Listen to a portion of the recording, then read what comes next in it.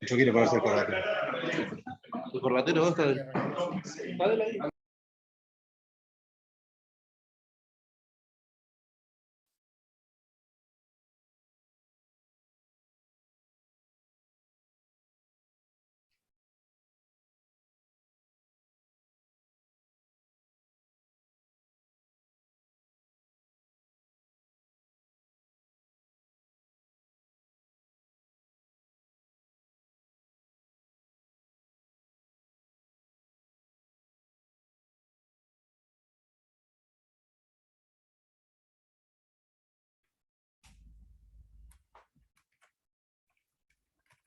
Doing the work, man.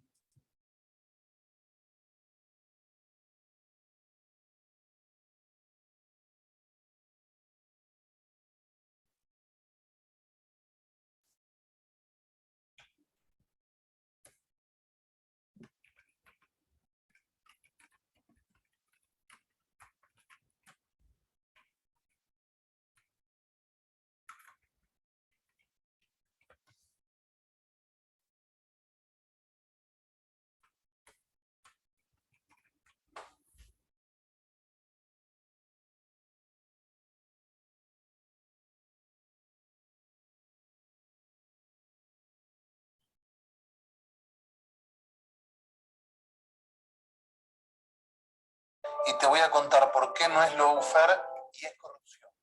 Néstor Kirchner asumió como presidente el 25 de mayo de 2003. 2 días antes, el 20...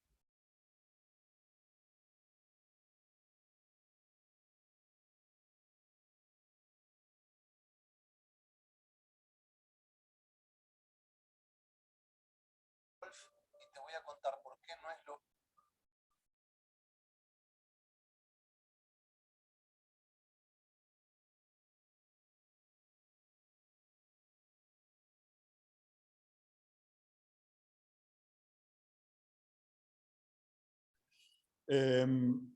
Bueno, bienvenidos a una nueva... ¿Me están escuchando ahí? ¿Sí? ¿Sí? Bienvenidos a una nueva meetup de Data Science. Vamos a tener 2 charlas el día de hoy. La primera de Erix, que bueno, muy bondadosamente se sumaron a la onda presencial y están hosteando esta meetup. Muchas gracias a la gente de Erix, obviamente. Sergio Ayuí va a estar hablando de Deep Reinforcement Learning, una introducción. Y después vamos a tener una segunda charla de Alejandro Bolaños de Mutdata, que va a hablar de extracción de información en tarjetas de medicina utilizando inteligencia artificial. Así que, si les parece, arrancamos con Sergio.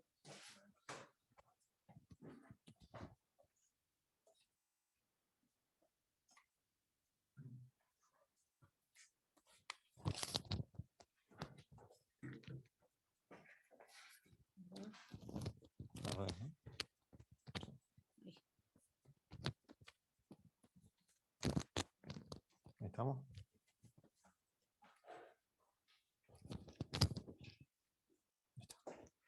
Bueno. Sí. ¿Estamos andando? ¿Estamos andando? Ok. Bueno, bien, como bien me presentó Juan, trabajo en ERIX, más precisamente en la unidad de ciencia de datos e investigación operativa. Soy matemático. Y bueno, hace un tiempo, por necesidad, porque en algunos de nuestros proyectos empezamos a analizar la posibilidad de incorporar algunas de estas técnicas de aprendizaje por refuerzos, nos empezamos a adentrar más en el tema. Y bueno, voy a hablar un poco de esto, ¿no? De aprendizaje por refuerzos. ¿Qué es aprendizaje por refuerzos? A diferencia de lo que es aprendizaje supervisado, uno entrena algoritmos. O sea, el área de aprendizaje por refuerzos es un área que estudia cómo entrenar algoritmos para que aprendan a realizar ciertas tareas. Y la diferencia con el aprendizaje supervisado es que uno no le dice concretamente al algoritmo qué es lo que tiene que hacer ante cada situación, sino que se aprende por un sistema de refuerzos. Uno les pone al algoritmo a un entorno que el algoritmo puede seguir acciones y esas acciones hacen que el entorno evolucione y el entorno le devuelve a la gente una recompensa por lo que hizo, ¿no? Todo está armado para que la tarea se cumpla cuando la recompensa es positiva, entonces la gente va interactuando y va recibiendo recompensas, y de esa manera es la única manera que tiene la gente de entender qué es lo que tiene que hacer a través del sistema de recompensas. Es un área que existe hace un montón de tiempo y obviamente no escapó al boom de la ciencia de datos de la última década, y empezó a tener mucho más éxito cuando se le empezó a combinar con las técnicas más modernas de redes neuronales. Y lo que pasó es que se empezaron a lograr cosas que parecían impensadas, como por ejemplo, hay un documental muy bueno que se los recomiendo, que parece hasta guionado, que es como el algoritmo que le logró ganar a el mejor jugador de Go. Go es un juego chino que es del estilo ajedrez, es un juego por turnos, y bueno, es muy difícil, hay muchas jerarquías de jugadores de Go, y bueno, el algoritmo este logró ganarle a uno de los mejores jugadores. Después siguió evolucionando todo rápidamente y empezaron a haber algoritmos que le ganaban en StarCraft, que es un juego de estrategia en tiempo real, a los mejores jugadores de StarCraft.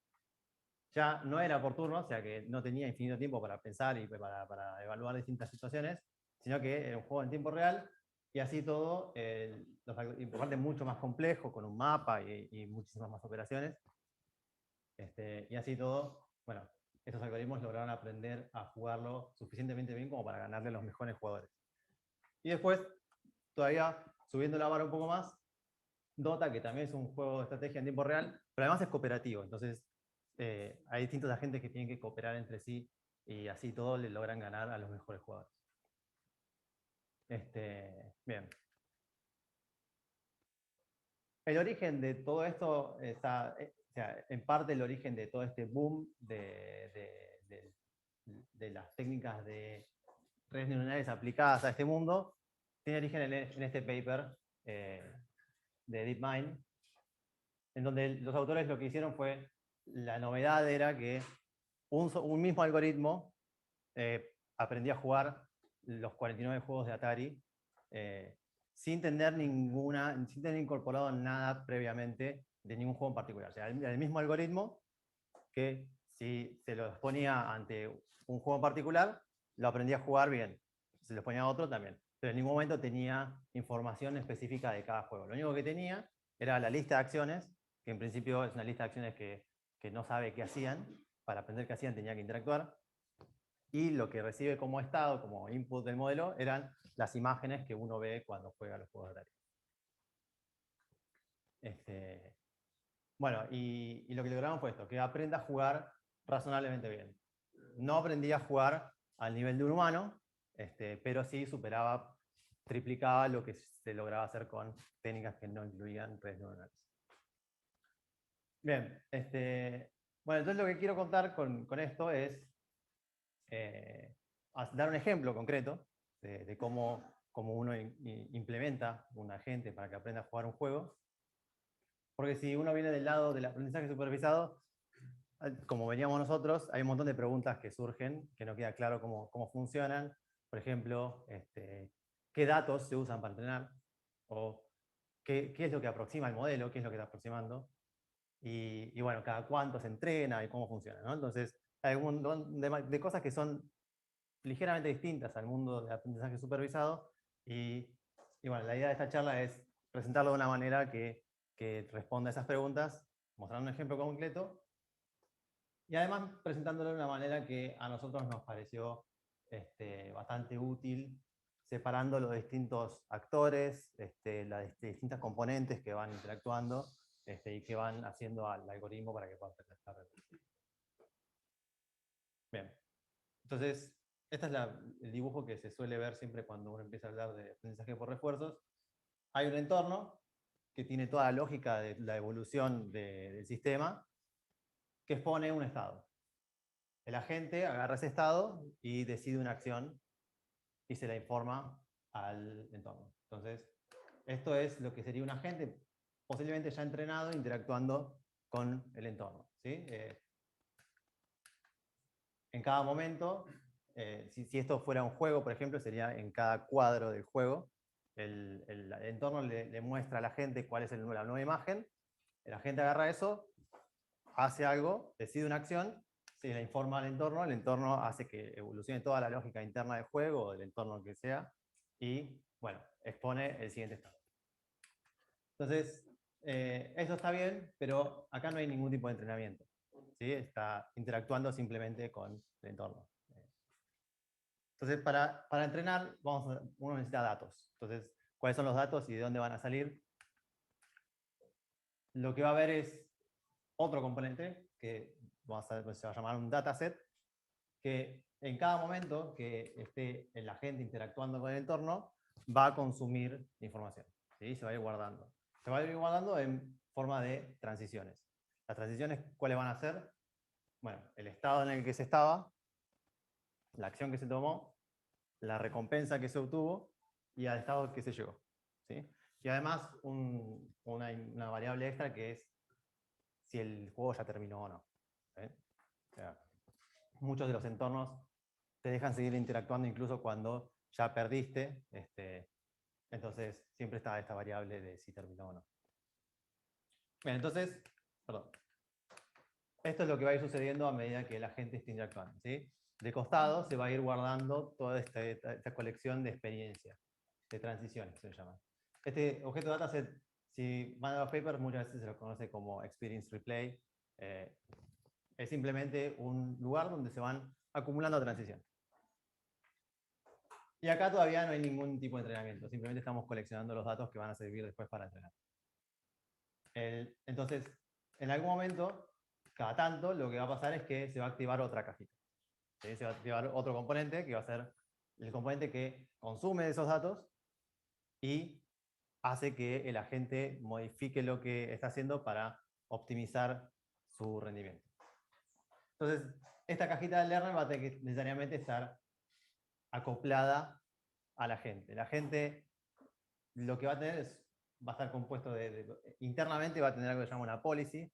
La policy suele ser, es, por definición, una función que agarra el estado y lo que devuelve simplemente es una distribución de probabilidades para cada una de las acciones. ¿Sí? Estamos pensando todo esto en el mundo de acciones discretas.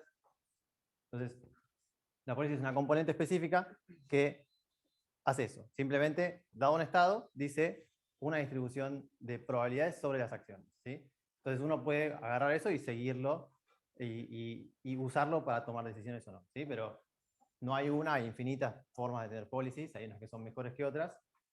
Pero bueno, la gente dentro de sí va a tener una policy, la va a usar de alguna manera, y lo que va a pasar es que cada tanto se va a activar este learner, que lo que va a hacer es consumir de experiencias pasadas, usar un algoritmo para mejorar esa policy. ¿Sí? Esa policy dentro de sí va a tener una red neuronal en este caso, entonces el algoritmo va a ser usar el método de gradiente para mejorar los pesos de la red neuronal.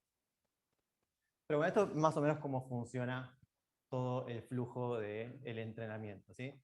El entrenamiento va a tener la gente interactuando muchas veces con el entorno y va a suceder durante varios episodios. Un episodio es lo que sería desde que uno empieza a jugar hasta que el juego termina, ¿sí? Y después vuelve a empezar, vuelve a empezar. Si uno está jugando de Mario, qué sé yo, y pierde todas las vidas, ahí es donde termina un episodio y vuelve a empezar. Bien. Entonces esto es, digamos, la parte más conceptual y de gramática. En código se ve algo así.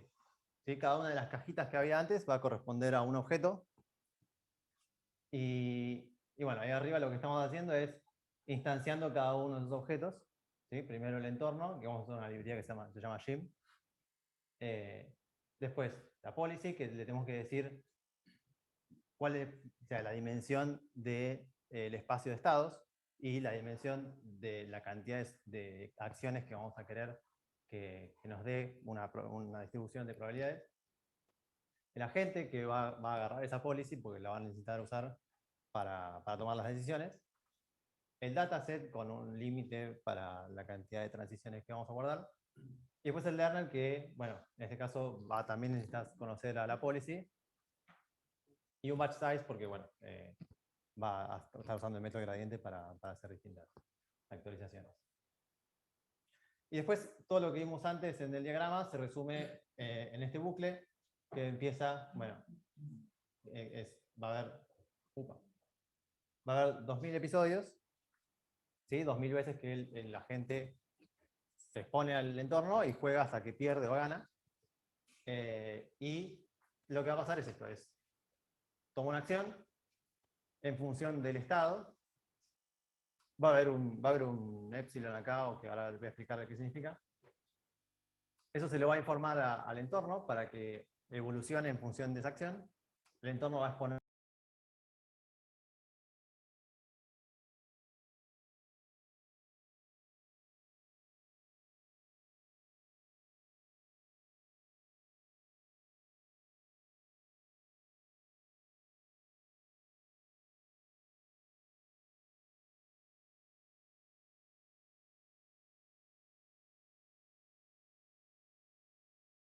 el nuevo estado y vuelve a iterarse. Vuelve a iterarse hasta que el episodio termina, y ahí termina un episodio y vuelve a empezar al siguiente, ¿no? Empieza el resetea el entorno y vuelve a empezar.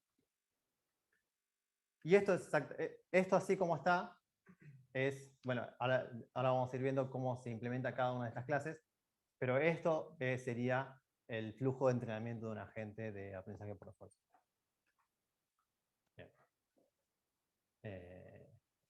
Bien, entonces ahora lo que voy a contar es la implementación de cada una de estas y hacer algunos comentarios. Entonces vamos a tener una parte del entorno, después de la policy del agente, y después del dataset y el learner. Bueno, así que empezamos con el entorno. El entorno, como ya comenté, bueno, la única responsabilidad que tiene en principio es exponer esta información, ¿no? El estado en el que se está, la recompensa y si el episodio terminó o no. Acá es estado barra observación porque en realidad el estado debería mostrar suficiente información como para que uno pueda... sería como el estado en realidad sería el código y todas las variables y todo lo que se necesita para definir en función de la acción cómo evoluciona, ¿no? Pero eso no es lo que siempre el entorno le da a uno. Por ejemplo, en el caso de Atari, el entorno nos va a estar dando una imagen con lo que veríamos. Pero eso esconde todas las variables internas del juego y uno con ese cuadro no puede ver todo lo que necesita para saber qué va a pasar cuando uno se mueva para la izquierda, para la derecha o dispare. Entonces, lo que devuelve en realidad es una observación. Es lo que uno, solo lo que el entorno decide mostrar y esconde otras. Y es una diferencia importante, pero en esta charla estoy haciendo un poco la vista gorda y voy a estar hablando de estado cuando en realidad debería estar diciendo observación. Bueno, como dije, la recompensa inmediata y estado terminal. Y también va a estar encargado de, bueno, esto, ¿no? De hacer de toda la lógica interna para que el juego evolucione. Algo que por ahí confunde es, en esto que estamos haciendo hoy, la evolución es a demanda. Es decir, que en el código no es que va a estar el entorno corriendo en el fondo y nosotros lo podemos consultar cada tanto, sino que va a estar parado y solamente va a evolucionar cuando nosotros decimos, esta es la nueva acción, evolucionar. ¿Sí? Entonces, es una evolución a demanda, distinto de StarCraft, que el juego está andando y por ahí tenés otro contrincante que está jugando y el juego no está esperando a que vos decidas qué hacer, sino que está funcionando y uno tiene que ser rápido para reaccionar. Sí, en este caso, en estos entornos que vamos a ver hoy, la evolución es a demanda. En un momento nosotros decidimos esta es la acción y ahí evoluciona y hasta que nosotros no le digamos cuál es la próxima acción, no va a hacer nada. Después hay otras cosas que uno puede asignarle al entorno como responsabilidades. Sobre todo la gente que hace investigación en esto y la gente que lo practica también, una de las preocupaciones es que el agente aprenda, por ejemplo, a memorizarse. Si el juego empieza siempre de la misma manera, lo que puede hacer la gente es memorizarse para cada cuadro, seguir para la izquierda o para la derecha en función de qué cuadro es. Es el primer cuadro, entonces voy para allá, entonces como a memorizarse una lista de acciones en vez de razonar sobre lo que está pasando. Eso es algo que puede pasar. Entonces muchas veces el entorno también es el encargado de agregarle aleatoriedad a ese proceso. Entonces, muchas veces lo que se hace, si ven papers, van a ver listas de la performance de los distintos algoritmos y van a ver que están separadas. Hay unas que dicen no ops, otras que dicen human start, y son distintas formas de empezar. Una es, el entorno decide una cierta cantidad aleatoria de cuadros en donde no vas a poder hacer nada al principio. Entonces, cada vez que empieza el entorno, cada vez que empieza un nuevo episodio, el entorno decide, bueno, los primeros 15 cuadros no vas a hacer nada, recién ahí puedes empezar. Entonces, es una forma de agregarle aleatoriedad al juego. Entonces, si el juego cuando empieza ya empiezan a aparecer otros enemigos y cosas así, no empieza siempre igual, porque uno empieza en un cuadro distinto cada vez que se inicia. Eso, que era una técnica que se usaba al principio, en realidad no terminó siendo tan efectiva, y lo que se hace ahora es el entorno, cada vez que uno le da una acción, decide de manera aleatoria repetir esa acción una cierta cantidad de veces. Entonces, uno no se puede aprender de memoria en el primer cuadro voy para la derecha, en el segundo cuadro voy para arriba, en el tercer cuadro voy para la izquierda, porque el entorno, cuando empiece el juego, uno le va a decir voy para la derecha, y el entorno solo va a decir, bueno, los siguientes 3 cuadros vas a ir para la derecha. O la siguiente vez que empieces, los siguientes 5 cuadros vas a ir para la derecha. Entonces, se llaman sticky actions, y es una manera más eficiente de hacer que la gente no se pueda aprender las cosas de memoria. Y bueno, son todas cosas que uno puede incorporar al entorno, ¿sí? Si bien ahora vamos a usar una librería Gym que da mucho de la lógica de los entornos regalada, uno puede seguir jugando con el entorno encima de eso para mejorar el entrenamiento de los agentes. Bien. Entonces, la librería que estaba comentando se llama Gym, y crear un entorno es tan fácil como decir gym.make y pasarle un nombre de un entorno. En este caso vamos a ver uno que se llama Lunar Lander. Lunar Lander es, uno maneja la nave esta que se ve acá, empieza arriba y uno tiene que aterrizar. ¿Sí? Y tiene 4 acciones, una es no hacer nada, y después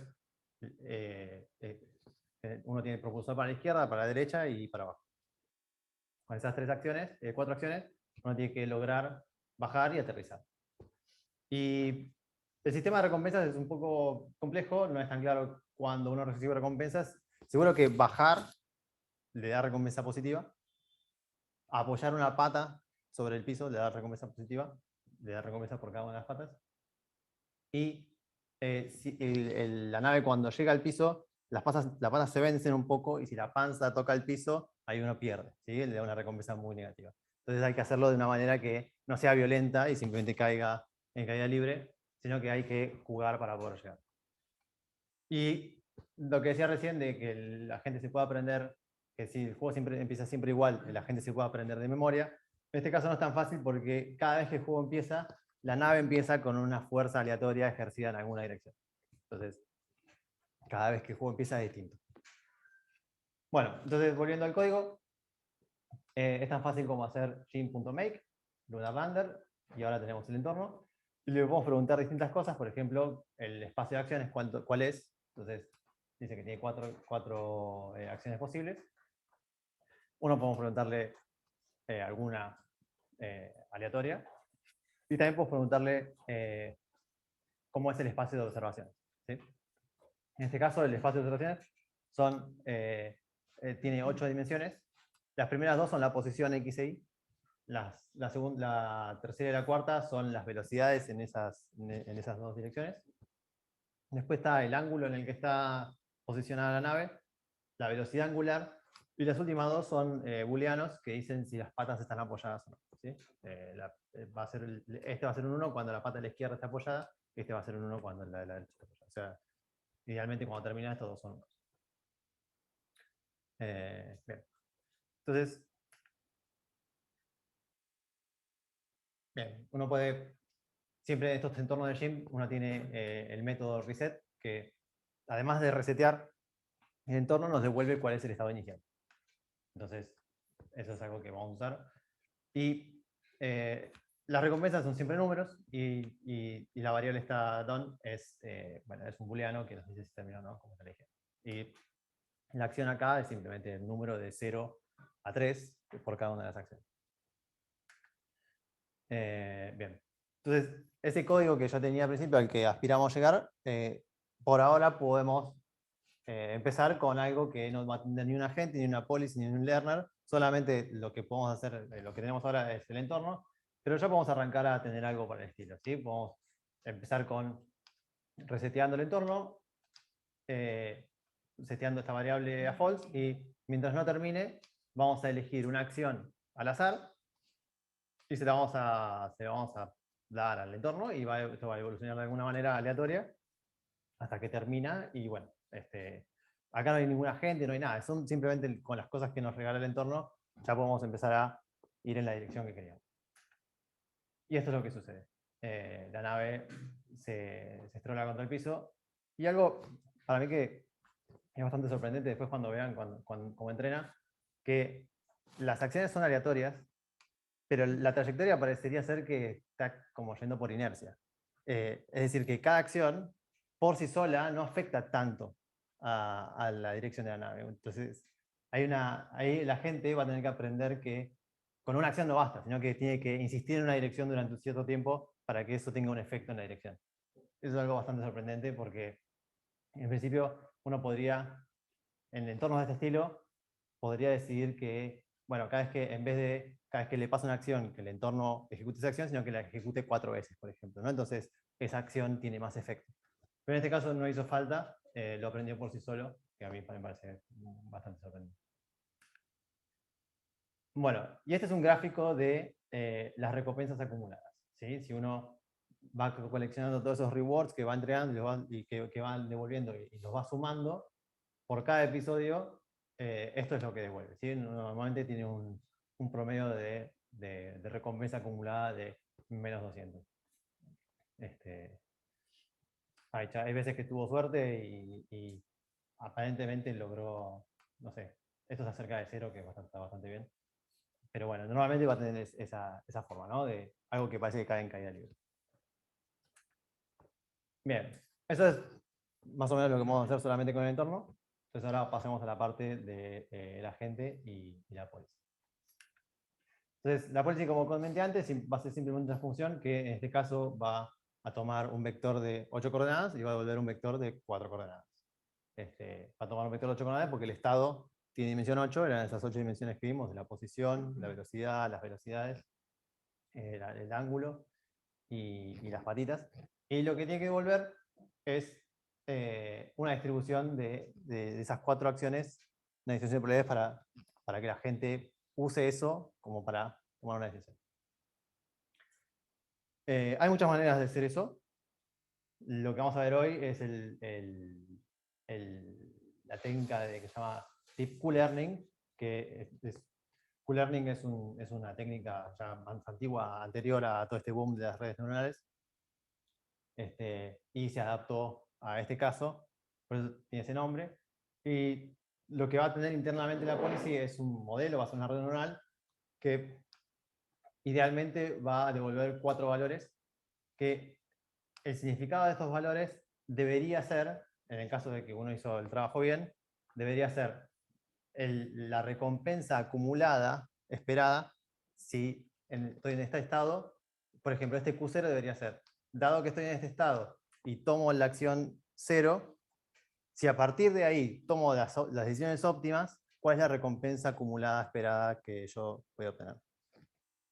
Entonces, si uno logra aproximar eso, es fácil, porque si estoy en un estado y tengo esa información, lo que me conviene elegir es la acción que maximiza estos valores, ¿no? O sea, me elijo, si 0 es el valor más grande de estos 4, eso quiere decir que si tomo la acción 0 y después tomo las acciones óptimas a partir de ahí, entonces voy a conseguir más recompensa que si empiezo con la acción 1 y hago lo mismo, o la 2 o la 3.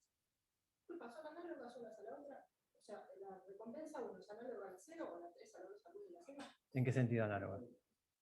Acá pregunto por curiosidad. Sí. ¿Se puede aplicar acá el principio de inducción completa? ¿De álgebra? No sé si entiendo la pregunta. ¿Se puede aplicar el principio de inducción completa si es que se da en este caso, para esta fórmula? Porque vos ya trabajaste, por eso te pregunto por tu experiencia. Sí, no sé la verdad. Repito, no entiendo la pregunta. Repito lo que significa cada una. Uno está parado en un estado Sí, y a partir de ahí el estado tiene un valor, ¿no? Que es... pero ese valor es análogo a los otros. Ahí Sí, está. es análogo porque, bueno, cada uno responde a la misma pregunta, pero para una acción distinta. Es análogo, sí. Pero tiene que tener una correlación uno con el otro. Puede ser, o puede ser una cosa 0 y 1 nada que ver, algo totalmente diferente. Sí, sí, podría ser, por ejemplo, si el juego es, estoy caminando por un precipicio, la acción que va para adelante va a ser positiva, pero si ir para la derecha o para la izquierda hace que se termine el juego, entonces van a ser 0 o negativos. Ahí me aclaro, entonces no se aplica, por eso. Era la duda que tenía. Ok. Bien. Bueno, entonces, vamos a estar basados en esto. Entonces, la idea del modelo va a ser, por ahora, la policy va a ser simplemente una red neuronal que entrega esta información, o potencialmente entrega esta información, y después va a ser trabajo del learner actualizarla para que estas Q0, Q1, Q2 y Q3 devuelvan algo que aproxime a esta función que estamos esperando. Bueno, en este caso, la implementación va a ser usando PyTorch. ¿Sí? Uno importa PyTorch usando, se llama Torch. Y bueno, la red neuronal va a estar acá. ¿Sí? Esto es una de las formas que le da a PyTorch a uno de escribir redes neuronales.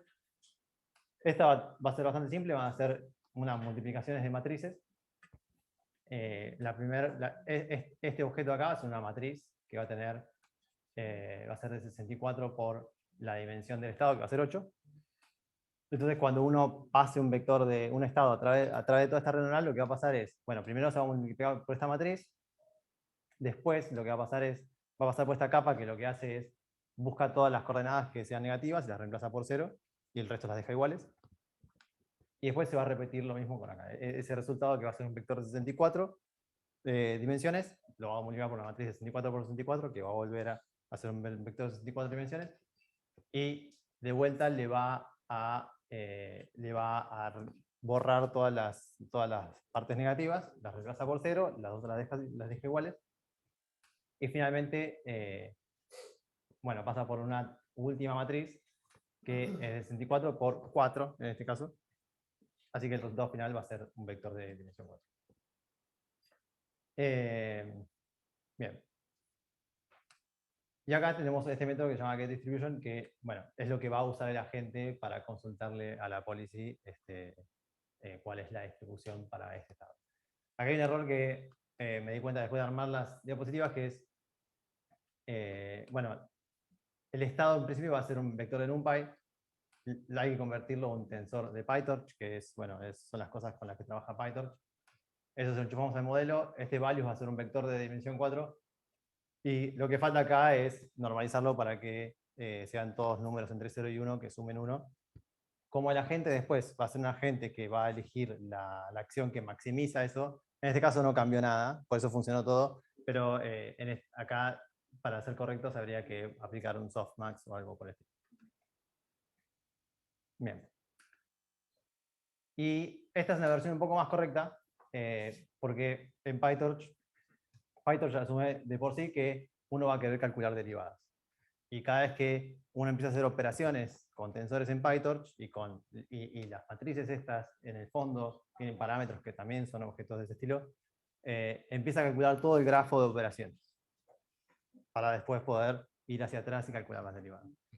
En este caso, como el agente cuando elige una acción no va a ser el momento en que entrena, porque el que entrena va a ser el learner después, esto va a ser solamente para evaluar. Entonces, esta es la forma de decirle a PyTorch que no se gaste en construir ese grafo, porque no va a hacer falta, ¿sí? Y esto va a suceder mucho más rápido. Y después está esta línea que lo que hace es poner el modelo este de acá, en modo de evaluación. El modo de evaluación, en este caso, no cambia nada, pero hay algunas capas de las redes neuronales que se comportan distinto dependiendo si uno está entrenando o evaluando, ¿sí? Por ejemplo, batch norm o dropout son capas que cuando uno está entrenando se activan y cuando uno está evaluando hay que desactivarlas porque rompen todo. Por ejemplo, batch norm asume que uno le va a pasar un mini batch y cuando uno está evaluando si le pasa una sola cosa ya ni siquiera tiene sentido porque calcula una varianza. Entonces, si bien en este caso no hay ninguna de esas capas, ¿sí? Todas estas capas funcionan igual, tanto cuando el modelo está en modo evaluación como cuando está en modo entrenamiento, lo más correcto es dejarlo ahí por las dudas porque uno por ahí eventualmente prueba algo, lo incorpora y no anda, y en realidad no anda no porque era una mala idea, sino porque estaba haciendo cualquier cosa después cuando evaluaba. Bien. Así que esto es, por ahí se ve demasiado grande, pero es simplemente eso, es una red neuronal y una función para evaluar. Eso va a ser la policy. Después pasamos al agente. El agente va a conocer a la policy y la va a usar para tomar una decisión de qué acción hacer. Hay muchas maneras de hacer eso, por eso están separados. Uno podría elegir la acción que es más prometedora o podría elegir una acción aleatoria, pero con probabilidad que le da la policy, ¿no? La policy da una distribución de probabilidades para cada una acción y uno podría elegir una aleatoria usando esa distribución. Eso es una. O podría ponerse más explorador y podría a la distribución esa agregarle un ruido, ¿sí? Como para elegir una y sobre eso que está con ese ruido encima, elegir una la acción aleatoria siguiendo esa distribución, como para elegir una de las mejores acciones de manera aleatoria. ¿Sí? Si la distribución está muy concentrada en 2 o 3 acciones de un montón, entonces, nada, uno podría agregarle un ruido para explorar un poco más y no estar tan acotado a esas 3. Otras cosas que podría hacer el agente es, si conoce un modelo del entorno, como por ejemplo, si el juego es el ajedrez, entonces el agente, todas las reglas del ajedrez las conoce, las puede conocer el agente, entonces el agente internamente, antes de tomar una acción, podría hacer simulaciones, él mismo, con una copia del entorno, y analizar distintas probabilidades, distintas posibilidades en función de lo que va viendo. Eso es algo que hace AlphaGo. Lo que vamos a hacer nosotros, simplemente vamos a tener un agente que agarra la distribución y toma una acción. Pero hay un montón de cosas que puede hacer. Otra cosa que puede hacer también es mantener un propio estado, además del estado que le da el entorno. En el caso, por ejemplo, en este caso, el entorno mismo nos da velocidades. Pero si solamente nos diera las posiciones, el estado que nos entrega es bastante incompleto, no tiene mucha información. Entonces, uno podría ir coleccionando estados anteriores para completar eso y saber en qué dirección uno se está moviendo. Entonces, es algo que se hace también en los entornos de Atari. La imagen en sí no te da tanta información como la colección de imágenes anteriores. Entonces, sí.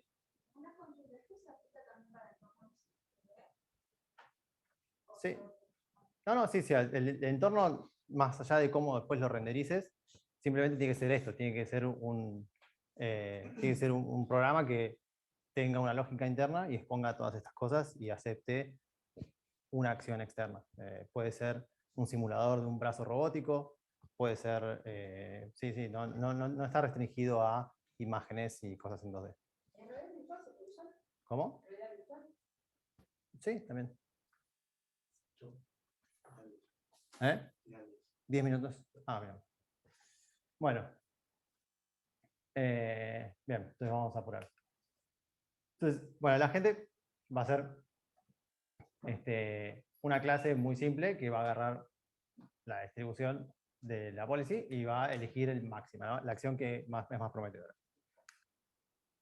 Voy a ir acelerando porque me falta un montón. Entonces,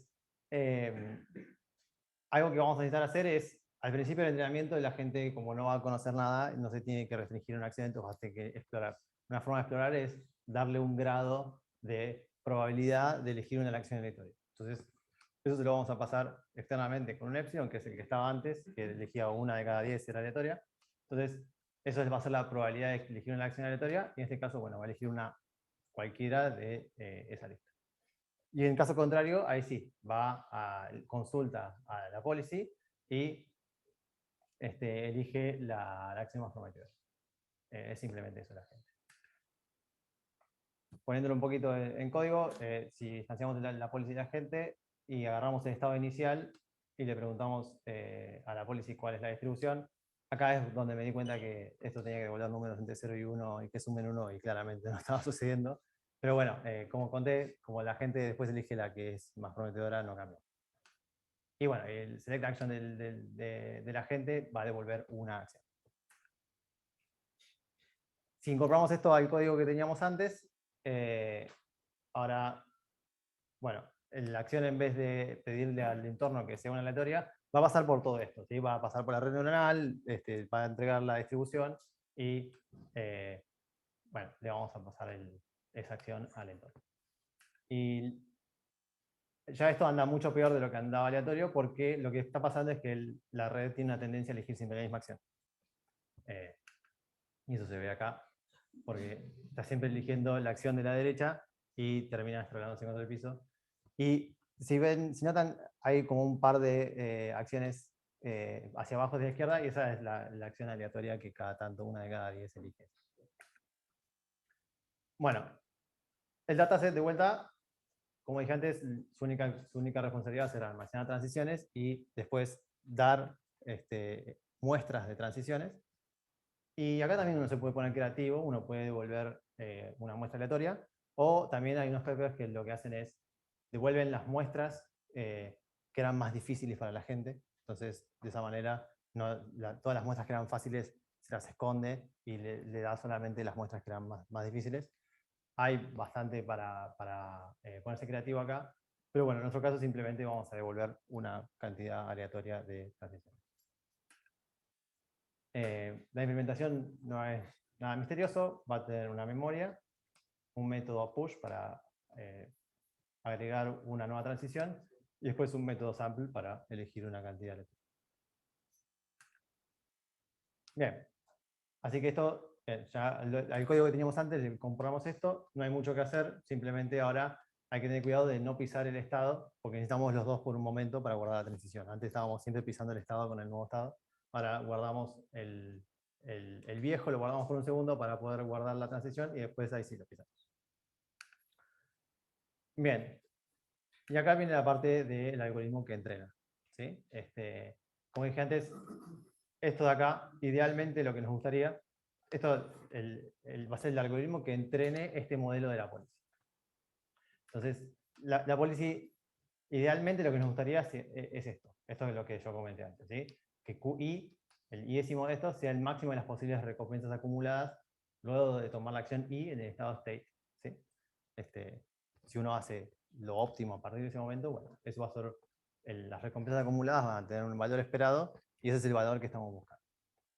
Entonces esta va a ser una anotación, Q de state, I, va a ser este valor QI.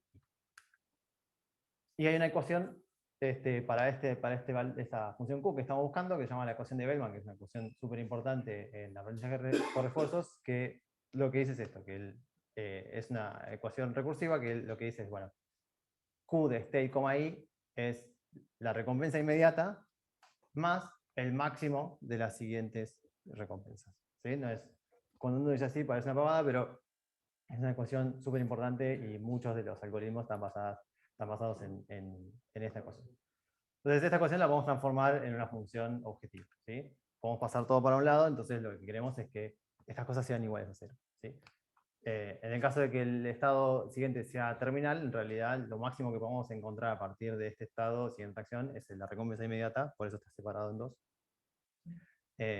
Así que esto es lo que se usa. Lo que vamos a hacer es evaluar esto al cuadrado y minimizarlo. Así que esto es la pinta que tiene para un estado. Después el learner lo va a hacer para un mini batch y se va a ver un poco distinto, pero va a ser básicamente esto. Lo que tiene que hacer es convertir las cosas a tensores de PyTorch, después aplicar el modelo al estado y elegir la acción, ¿sí?, que se tomó. Después aplicar el mismo modelo al siguiente estado, y eso nos va a dar todos estos valores que están acá, de los cuales tenemos que tomar el máximo. Y Si el episodio no terminó, bueno, vamos a elevar esto al cuadrado, que es exactamente esto que está acá. Y si no, vamos a elevar esto al cuadrado, que es esto que está acá. Y esta va a ser la función que vamos a tratar de minimizar usando el método gradiente. Puesto en una clase, bueno, tiene el init con la policy que le llega, el batch size que va a ser después lo que usemos, el optimizador que ya nos lo regala PyTorch, y después va a ser esto que está acá, es exactamente el mismo código que les mostré recién, pero para minibatch, ¿sí? Usando la función gather. Ahora este values, en vez de ser simplemente una tira, va a ser una matriz, y de cada una de las filas de matriz tenemos que elegir la entrada correspondiente a la acción que se tomó. Entonces eso se hace con este método gather. Y después, de vuelta, tomamos el máximo de los valores del siguiente estado y construimos la función loss como la resta de esas dos cosas elevado al cuadrado promediado. Y después esto de acá abajo es la forma típica de PyTorch de hacer el método del descenso gradiente. Primero borrando todas las variables de PyTorch, guardan internamente cuál fue la última derivada y las va acumulando, entonces hay que manualmente borrar esa información porque no queremos ensuciarla con nada externo. Calcular todas las derivadas y usar el optimizador para actualizar los pesos. Bien, y acá llegamos a esto que era lo que teníamos al principio, ¿sí? Que por 2000 episodios, ahora están todas las partes ya ahí enchufadas. Bien, y ahora cuando esto se ejecuta, en vez de tener esa cosa que está clavada en un promedio de menos 400, tiene un periodo de exploración y va subiendo y, bueno, llega a un punto que el entorno dice que cuando el juego se gana cuando uno llega a 200 de recompensa. Bien, entonces, ¿cómo se ve todo este proceso que está acá gráficamente? Bueno, en el episodio 1 claramente tenía una tendencia a ir para arriba en esta corrida, entonces directamente se va de cuadro. Ya en el episodio 50 había aprendido que tiene que bajar, pero no controlaba mucho la dirección en la que tenía que ir y claramente tampoco entendía que tenía que caer entre los dos banderines. En este tarda un poquito más, pero tiene la misma tendencia para allá. Después en el episodio 250 ya claramente entendió que tiene que ir entre los dos banderines, pero se ve que tuvo malas experiencias contra el piso, entonces se mantiene a cierta distancia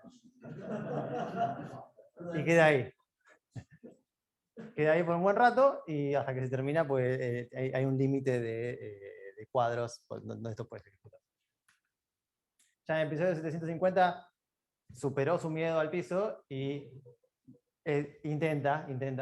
Este de acá, si ven, cuando llega al piso, deja de accionar, pero este de acá lo recorté porque tenía tendencia a estar ejecutando el propulsor de la izquierda y el juego no termina hasta que queda quieto, entonces duraba como mucho más. Y bueno, ya en el episodio 1500 se volvió un experto y baja y aterriza ahí entre los dos banderines. Hay un par de estos que empiezan, que empieza en una posición inicial un poco más complicada, pero igual logra recalcular y logra el objetivo.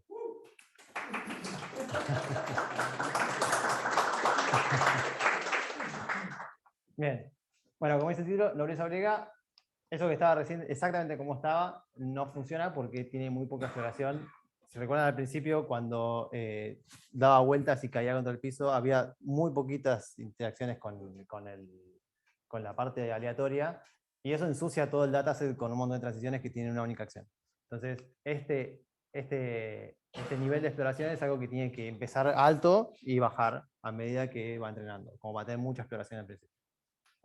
Y después, el factor de descuento. Esto que está acá, esta fórmula así como está, le está faltando un factor de descuento acá, que es un 0,99 que está multiplicando, que tiene sentido en la teoría.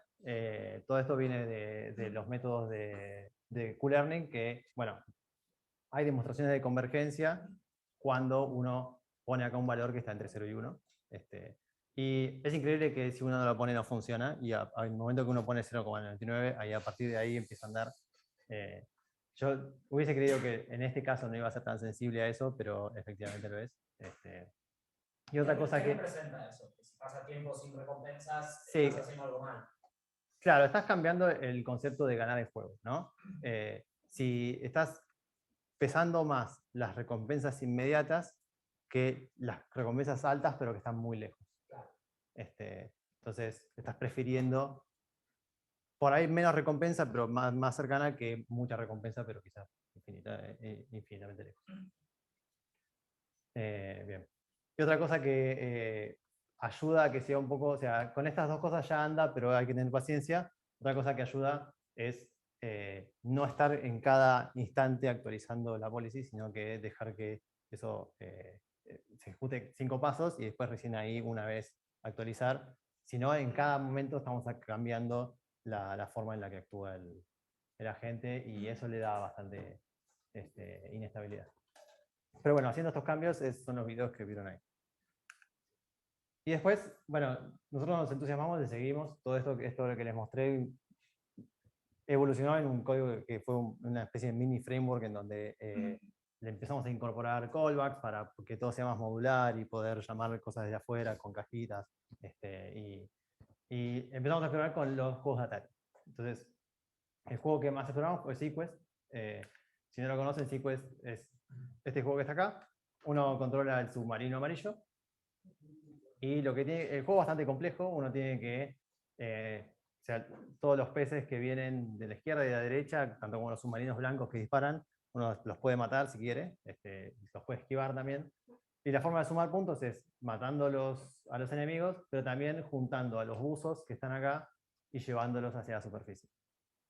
Y uno tiene un oxígeno que se va acabando y cuando esto llega a 0, uno pierde, salvo que antes de que eso suceda, uno sube y recarga el oxígeno.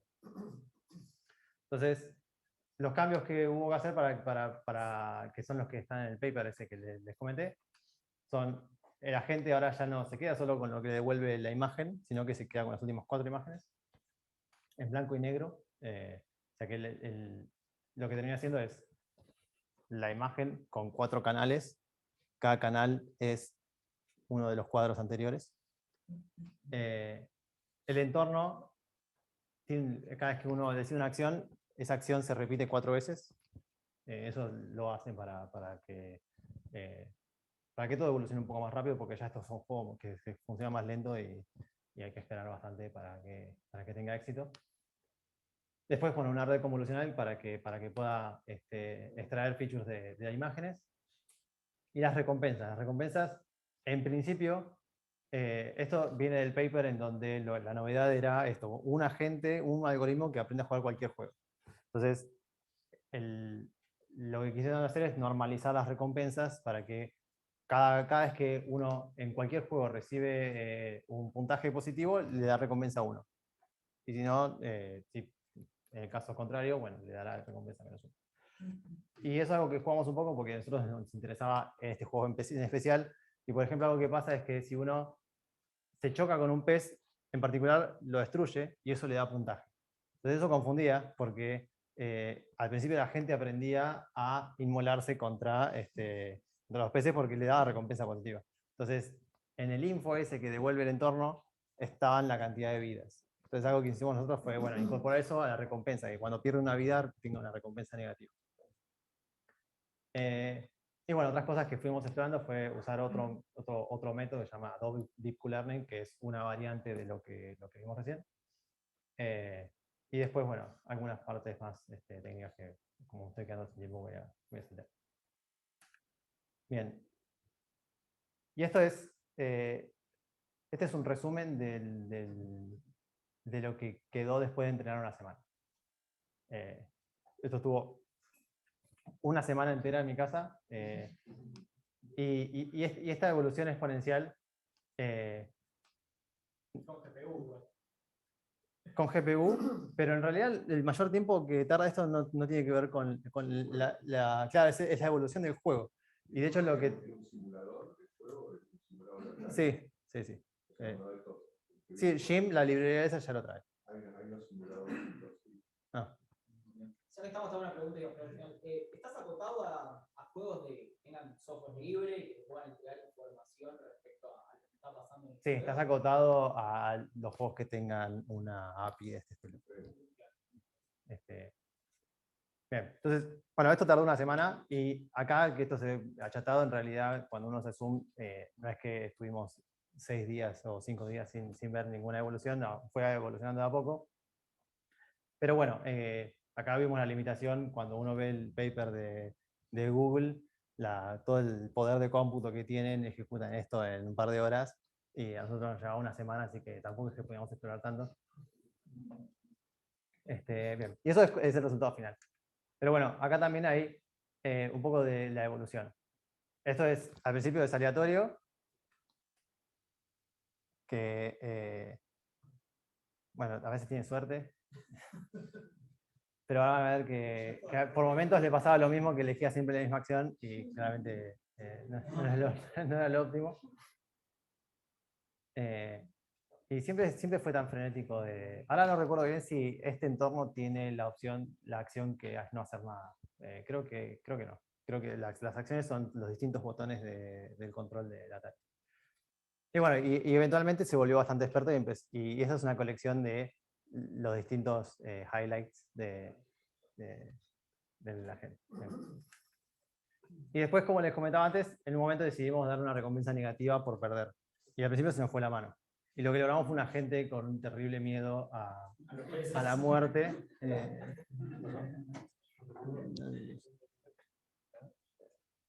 Totalmente atormentado, que le escapa a todo y se queda allá arriba esperando que todo suceda.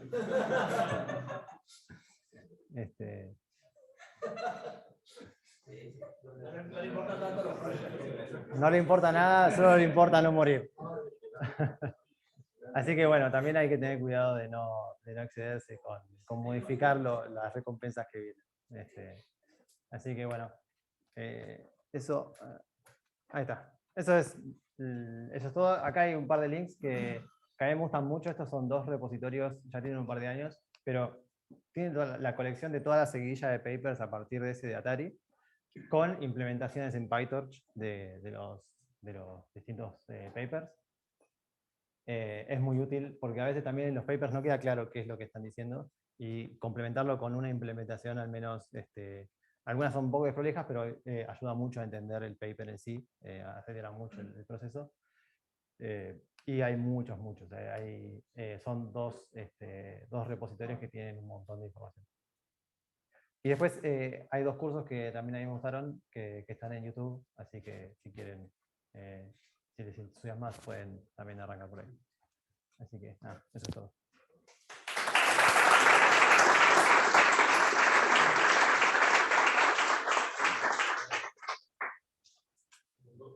Diga. Sí.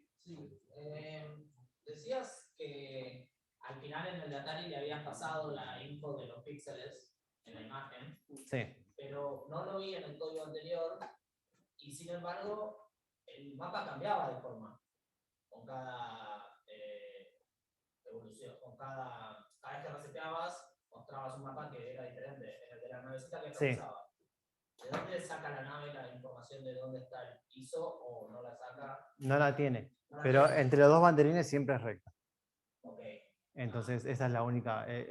Aprende eso, ni siquiera lo sabe desde un principio. Pero sí, pero si tuviera... sería... ¿Y aquí sí de los banderines siempre es el mismo? Sí. Bien. Sí, el objetivo siempre es ir al 0-0. Okay. Claro. Sí. Entonces, aunque randomice lo de afuera, claro. Salvo que no sea algo que obstruya el camino, no debería influir.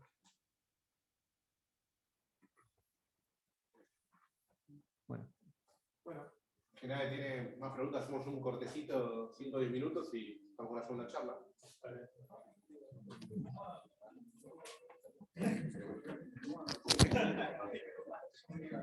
Vamos a mutearlo.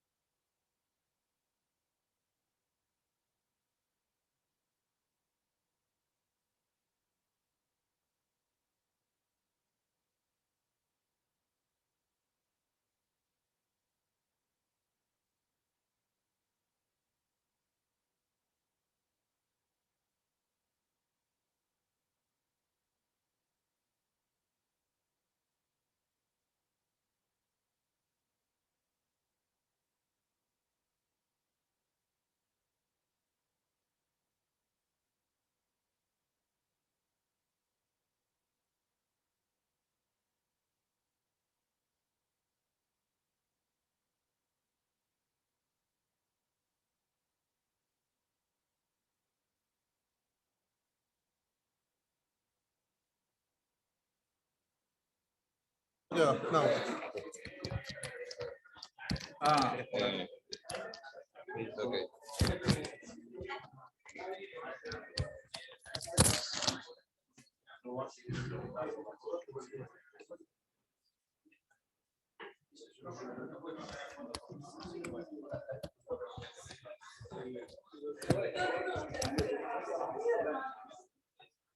Uy, se fue. Hola. ¿Se escucha bien? ¿Se valida? ¿O? Bueno, voy empezando. Me escucho con ¿no? A ver. A mí me gusta empezar, en general, cuando me presento en estos últimos meses, diciendo que yo trabajo para un drug dealer. Y como muchos de ustedes están teniendo en este momento, es una situación en cómo él trabaja para un drug dealer. Y después aclaro, no es de acá, es de Estados Unidos. Y muchos empiezan a imaginar a Walter White, ¿no? Breaking Bad y todas esas situaciones. Pero posteriormente digo, no es para un drug dealer malo, sino simplemente para una persona que busca el bien repartiendo drogas a las personas que los necesitan. Este es el caso de Serum. Serum es una ONP, es una NPO, una Non-Profit Organization, sería una sin fines de lucro para nosotros, cuyo fin es recolectar drogas que exceden, o sea, los excedentes de las drogas de, por ejemplo, hospitales, geriátricos, farmacias o incluso mayoristas, perdón, que están a punto de vencer o están en una cadena de suministros que no es suficientemente, no les dan los tiempos para distribuirlas, administrarlas al resto de las personas, o sea, al resto de su propia organización, tratan de recolectarla para llevársela a la gente que las necesita. Vendría a ser como una especie de industria de supply chain que empiezan a controlar con una demanda que reciben de los pacientes que no tienen capacidad de poder pagar sus propias drogas en Estados Unidos, con las organizaciones que tirarían la droga a la basura si no es utilizada. Esto o sea, Serum realmente viene desde hace muchos años trabajando sobre esto. Tuvieron que cambiar la legislación de Estados Unidos. La legislación de Estados Unidos es muy compleja con respecto a eso. De hecho, las drogas no pueden ser fácilmente redistribuidas, y si no salía una ley del buen samaritano, que fue bastante famosa en su momento, esto era algo que era completamente imposible de realizar. Pero bueno, ahí es donde viene la problemática de cómo se hace eso. Y no es tan simple cuando uno lo piensa realizar este tipo de soluciones sin una gran base tecnológica detrás. Nosotros desde Mood hacemos y los ayudamos en varias partes. Una es sobre la organización de todo lo que es la demanda, y en otra de las partes es para otro tipo de casos, que es el que vamos a ver hoy.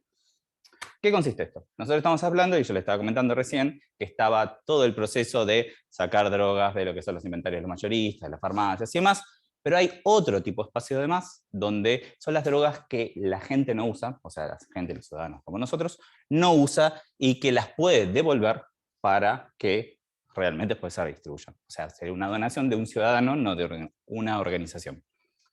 Y para esto hay que entender un poco cómo funciona el sistema en Estados Unidos. Es algo que constantemente yo estoy aprendiendo, porque no es algo tan sencillo, sobre todo cuando uno no viene de una industria de este tipo de medicina. O sea, que fue un gran cambio para mí. Al principio yo vengo de banca, fintech, retails, gobierno, hice mucho en gobierno. Cuando aparecen este tipo de cosas, uno tiene que otra vez aprender de cero toda una industria, lo cual es muy divertido y a mí me gusta mucho, pero bueno, requiere muchas cosas.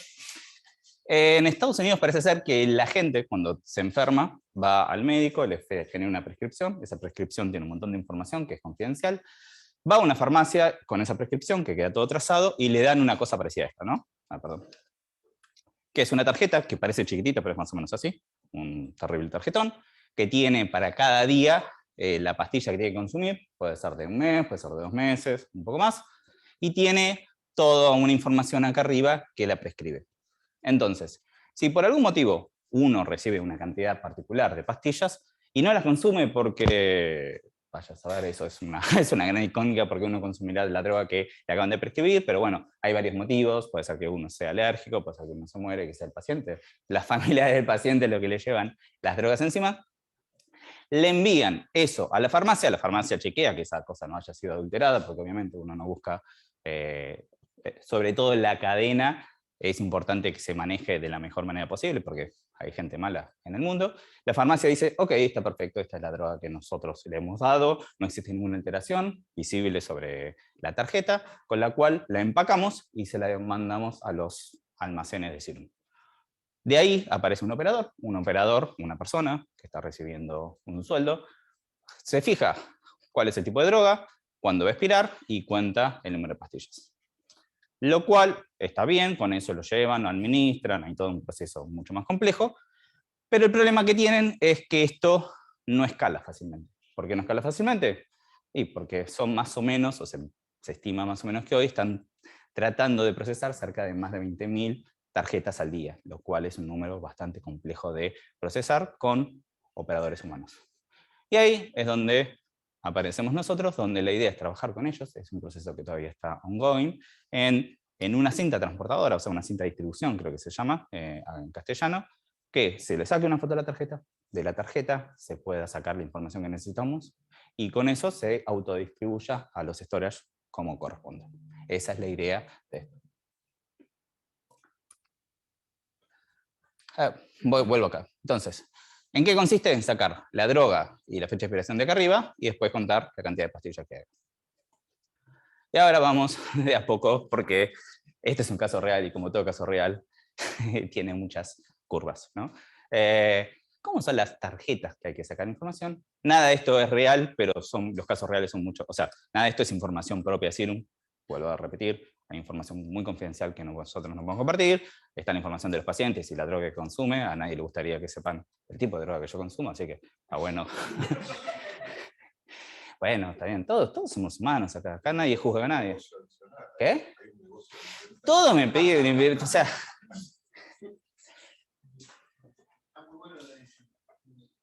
Yo no quiero juzgar a nadie, pero bueno, me cuesta no hacerlo en estos momentos.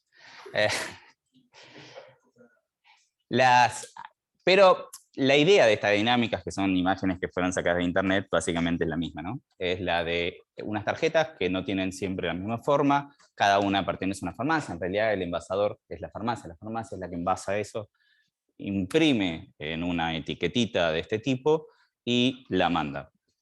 Entonces, lo primero que hay que hacer es tratar de sacar la mayor información posible sobre las tarjetas.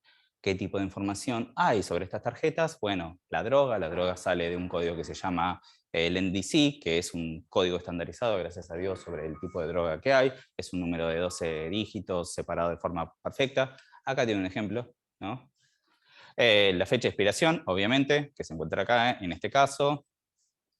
Es importante también sacar el nombre de la droga, no es tan necesario porque tenemos el NDC. Y mucha otra información más, como cuál es la farmacia que acaba de realizar la donación por un tema de trazabilidad. En algunos casos es posible sacar el paciente, sacar la prescripción y sacar el MPI, que vendría a ser el médico que la recetó. La idea de sacar el médico que la recetó es simplemente tratar de obtener una trazabilidad sobre lo que vendría a ser el voz a voz, ¿no? El boca a boca, perdón. Tratar de ver cómo llegó esa droga a Serum después de una serie de procesos que hay para que la gente las vaya utilizando. ¿El NDC contiene solo la droga o también la dosificación? Está la droga y también la dosificación o el empacking. No entiendo bien esa diferencia si contiene cómo fue envasada desde el punto de vista de pastilla o tipo de... ¿Cómo es envasada? ¿Cómo es envasada? Correcto. La dosificación depende de la prescripción. Ok. Acá se hace todo eso, pero a mano. Sí, hay una organización acá que sí los empieza así. Se lo vende a los laboratorios. Sí. No son empresas caritas. Conozco varias que... Sí. Estamos viendo el tema de Estados Unidos. Acá en Argentina lo hace caritas, se hace todo a mano. Bueno. No hay ninguna casa ahí. En algún momento quizás también llevemos esto para que ellos también se vean beneficiados con eso. La oficina central y el hospital que, digamos, tiene la central con ellos es la privada.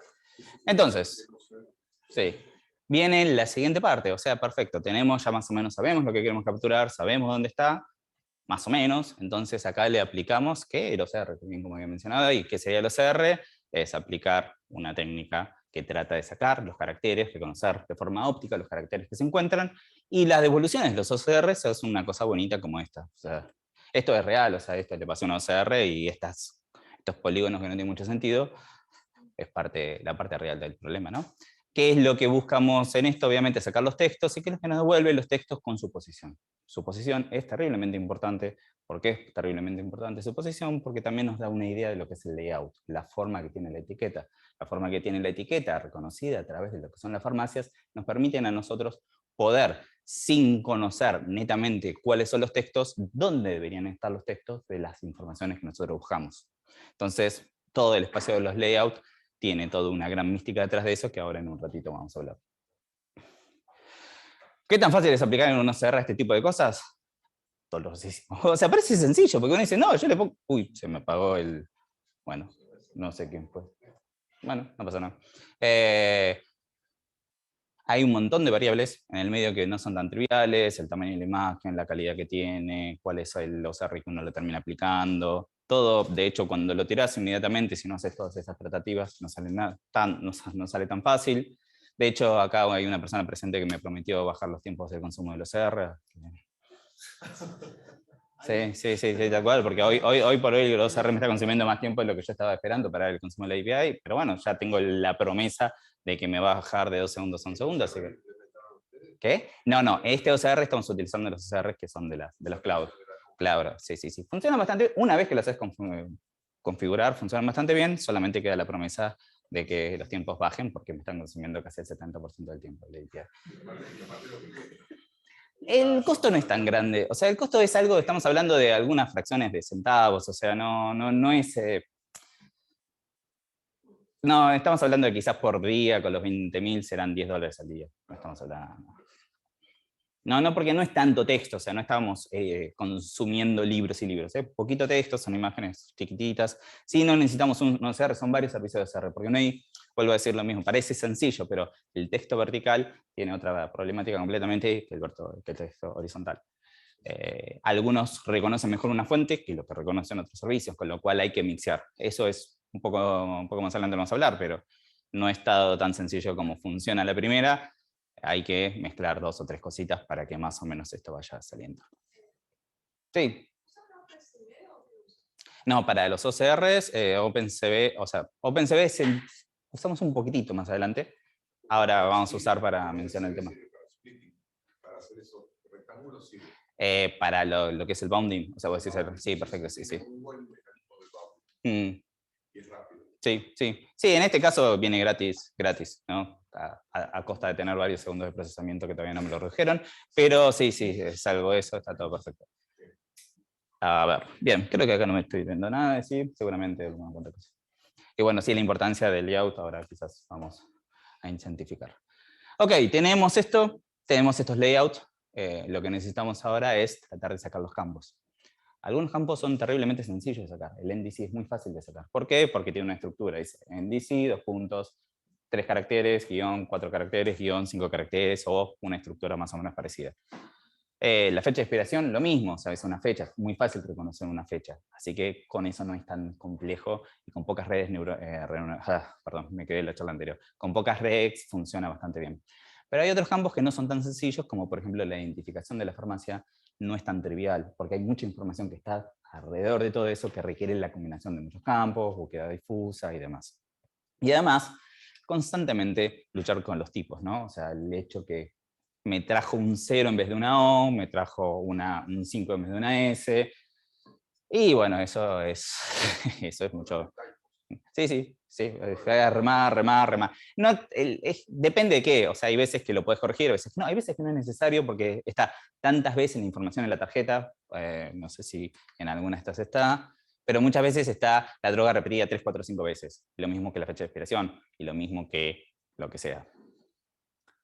Entonces, a veces fallan en una, pero no fallan en el resto, entonces simplemente es saber detectar de forma correcta. Algo que quería mencionar y me olvidé, es que acá es donde viene mucho la percepción del cliente y donde a veces el cliente te dice, pero espera, es re fácil, ¿no? Vos agarrás y a ver donde ves este 30, ahí sacás la cantidad de la droga.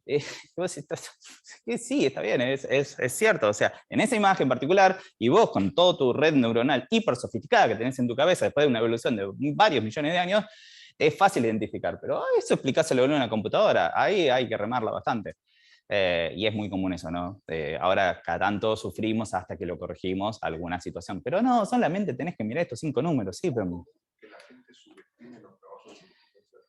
Es que es muy común que la gente piensa que es más sencillo porque en su cabeza todo es terriblemente fácil. O sea, uno se subestima a sí mismo y dice, no, esto es fácil de hacer. No, vos lo que estás haciendo son muchos años de evolución. O sea, lo que tenés en tu cabeza es una máquina casi perfecta.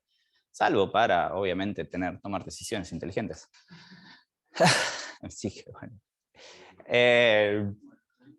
Y acá otro tema que es importante del layout es justamente, más allá de la información que uno tenga y pueda capturar sobre los campos sobre el cual se va a tomar la decisión, ¿no? Cuando la cinta transportadora vaya a tomar una decisión, solamente necesita saber a dónde tiene que dirigir esa droga, en qué orden tiene que estar posicionada la droga. Obviamente la droga que está con una fecha de expiración más temprana tiene que estar dispuesta para ser entregada lo más rápido posible.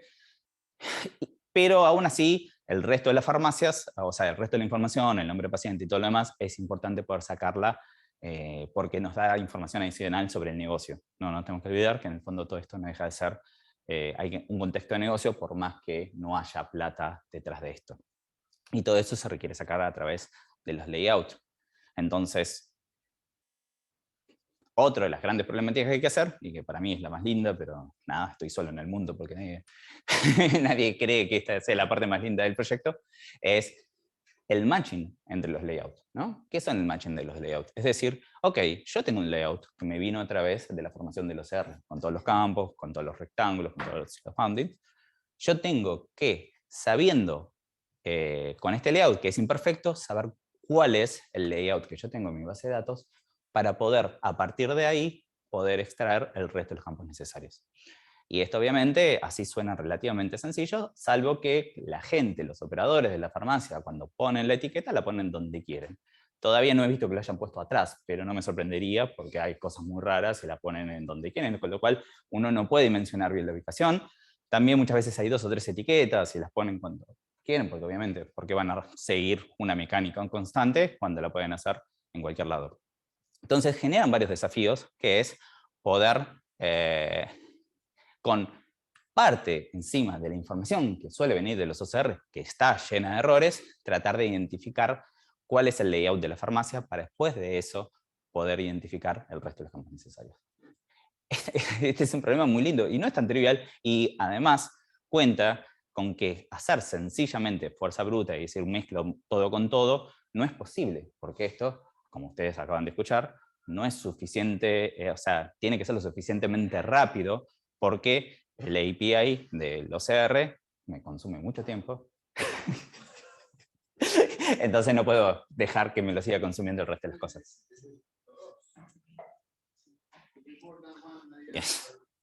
Ah, sí, o sea, porque si vos tuvieras la farmacia, vos decir, o sea, yo puedo detectar la farmacia del texto, le aplico el layout y ya está. Con lo cual tenés que recurrir y empezar. Farmacia, entonces eso le digo los próximos layouts, los próximos lectura de campo, pero si ya tenés más de una. No, tenés que empezar a buscarlo y sí o sí. A ver, después en el fondo lo que se termina aplicando es lo que se llama algo muy parecido a lo que es Jacquard o lo que es el... claro, porque vos lo que haces es intersectar y unir, es intersection over union, que es empezar a sacar en función de los scores y en función de las coincidencias que tenés sobre los distintos cuadrados. Pero bueno, es eso, o sea, podés tener... Cada farmacia puede tener más de un layout y esos layouts pueden tener más de un layout, entonces tenés que hacer una exploración, nuevamente, que es muy...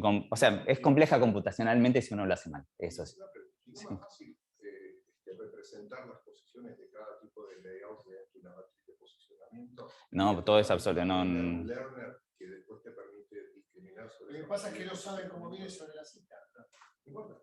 No tenés, o sea, todo tiene que ser posición relativa, porque está puesto, el operador lo pone donde quiere. O sea, el operador de la farmacia, no el operador de la cosa. Agarrar una etiqueta, te puedes ponerse arriba de esa, te puedes Sí. una empresa, la pone imprimida. Sí, las cosas que uno ve, pero nuevamente, que es también lo que pasa con los clientes, o sea, el cliente dice, ¿ves? Esto es claro, acá lo pones y con esto ya está. Y no, está bien, a los 15 minutos le encontrás 400 contraejemplos que esas cosas no van, y vos lo tenés que hacer robusto, porque obviamente a vos no te interpreta si las cosas no son terriblemente robustas. Pero bueno. El cliente es una acción. Sí. Y asumen el diálogo con el interlocutor, que es algo más sencillo. Todo está en profit. O sea, ¿cómo le cobramos a ese cliente? ¿Qué sentido? El pase, o sea, Esto para vos es difícil, para él es fácil, y el tipo, tu cliente, es alguien sin fines de lucro, sí. probablemente estés exprimiendo una piedra. O sea, Comercialmente es todo otro track. Hay 3 tracks importantes, que es el track comercial, que no aplica. ¿De dónde sacan la plata? ¿Cómo haces para que nadie Sí. va a poner nada? O sea, son todas las personas. Pero, ¿dónde está el amor? O sea, a ver, esto en realidad es...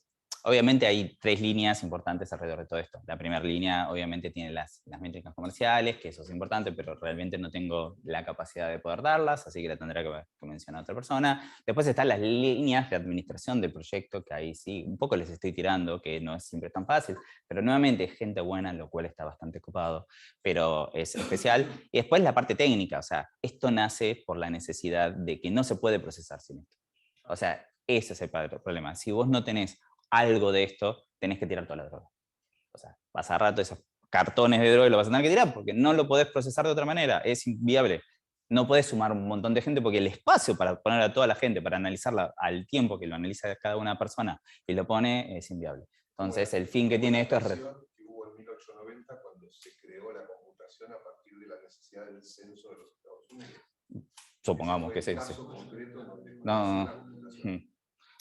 La máquina del telar y esas cosas que uno ve. Las de las cosas. No, pero diría que varios órdenes.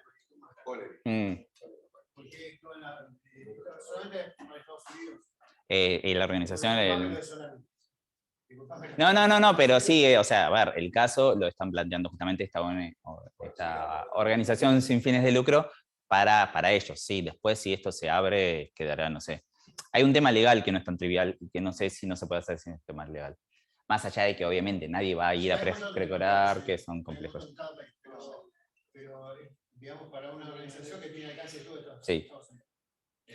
Y además también el caso está muy atado a cómo ellos distribuyen la droga a sus propios pacientes en función de las farmacias.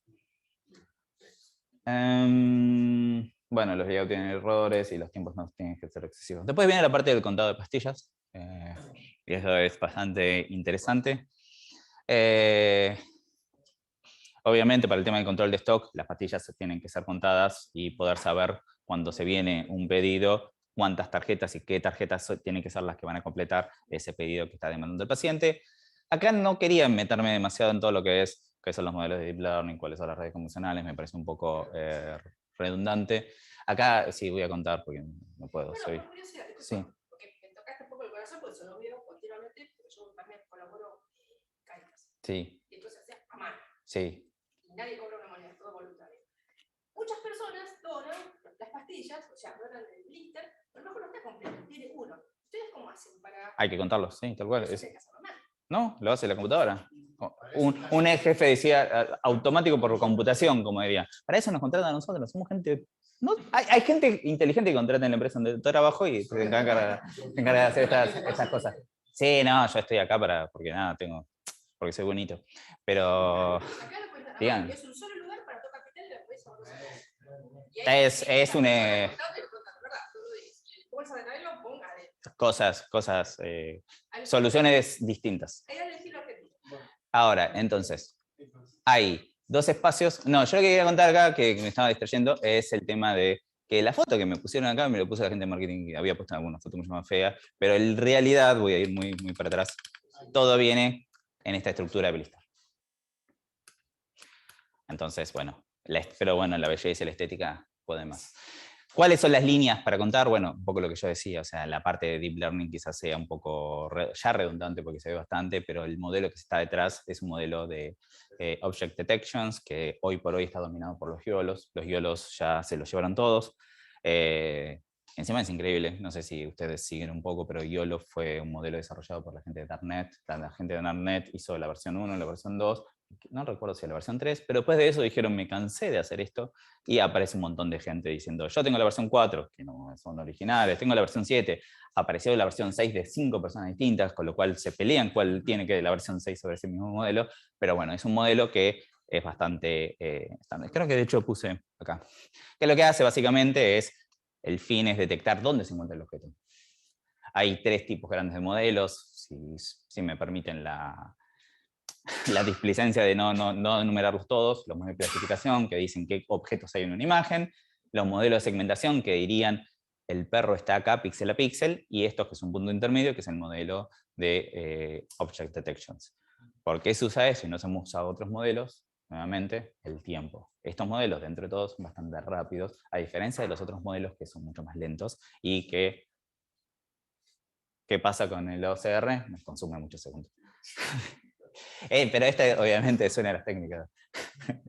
Es una de las técnicas que estamos aplicando para el conteo, y después hay otra, que lo estamos haciendo con otra empresa a la par, que es el template matching. Esto es más propio de lo que es OpenCV. OpenCV tiene estas estructuras que lo que hacen es buscar los puntos de interés, creo que se llaman, point of interest, donde en función de eso tratan de ver si hay un objeto, yo le paso una especie de query, tratan de ver cuántos de esos objetos machan sobre el mismo. Todas estas cosas parecen muy lindas y tienen mucho sentido, pero están llenas de peros y complejidades.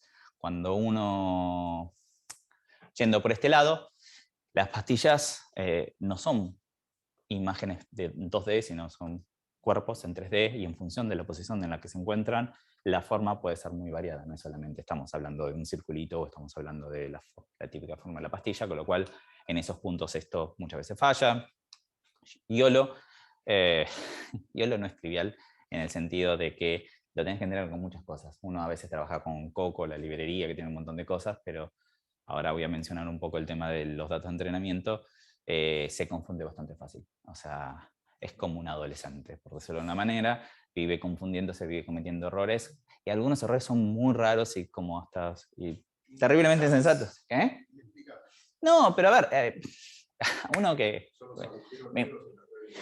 No, pero a veces son naturales. Una que me encantaba, que me hubiera gustado ponerlo, es el aluminio que está, se ve que estaba apoyado contra otra pastilla. Entonces, la forma del aluminio tenía marcada la pastillita de otra cosa, pero no tenía una pastilla, sino tenía el redondelito de la pastilla. Entonces, yo lo decía, esto es una pastilla. ¿Cómo le vas a decir que no es una pastilla? El pobre Yolo, te dan ganas de versarlo si tuviera cuerpo. Pero bueno, entonces necesitas alimentarlo mucho. Tiene que comer más de lo que comía el gordo porcel para poder empezar a poder entrenar sin esos problemas. Así que sí, acá hay bastantes temas con respecto a eso. Y bueno, estoy saltando un montón de cosas, pero vamos a las cosas más interesantes, y además tampoco... no estamos tan mal. Pero acá viene la siguiente gran pregunta, ¿no? A ver si alguien me la responde. Es muy compleja. ¿Cuántos datasets en Kaggle hay donde aparezcan, pueda entrenar yo un YOLO con conteo de píldoras? Ay, no existe nada. No hay nada, o sea. Con lo cual, ¿quién lo tiene que generar? Y son poquititas imágenes.